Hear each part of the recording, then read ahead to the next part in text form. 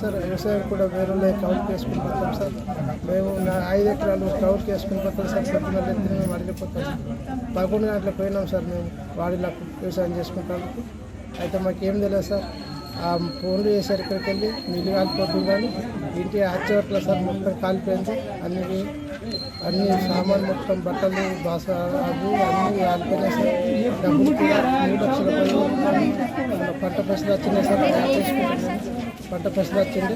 ఇంకా కొన్ని వేరే అక్కడికి తీసుకొచ్చి వేరేలకు 3 లక్షల అప్పు అంతా తెచ్చి పెట్టారు సార్. ఇక పొలం వేసుకుంటే మాకు వీలు కాలేదు సార్. రేపన్నా ఎల్లుండన్నా కట్టేస్తామని పెట్టాను సార్. మొత్తం కాలిపోయింది సార్. ఏం బట్టలు ఏం లేవు. మేము ఇలా రోడ్డు మీద ఎలా ఉన్నాము అలాగే ఉన్నాం సార్. మాకు ఏమైనా న్యాయం చేయాలి సార్. తక్కువ సార్ తీపోయింది ఏం లేదు. అది ఎట్లా అయిందో తెలియదు సార్. మొత్తం ఇల్లు మొత్తం కాలిపోయింది సార్. డబ్బులు కూడా నేను వేరేవి కౌలుకి ఎత్తాను సార్. 5 ఎకరాలు కౌలుకి ఎత్తాను. నాకు పంట పైసలు వచ్చిండే సార్. ఇంకా వేరే కొన్ని తీసుకొచ్చి వేరే వాళ్ళకి అప్పు కట్టుకొని 3,10,000 రూపాయలు ఇట్లా పెట్టారు సార్. అవి కలిపినాయి సార్. ఏం లేవు సార్. కట్టుబట్టలతో బయట ఇచ్చినారు సార్. రోడ్డు మీద ప్రభుత్వం నాకు ఏమైనా సాయం చేయాలి సార్.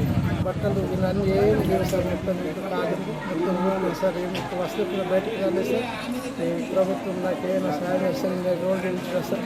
ఇదే బట్టలు ఉన్నాయి సార్. నేను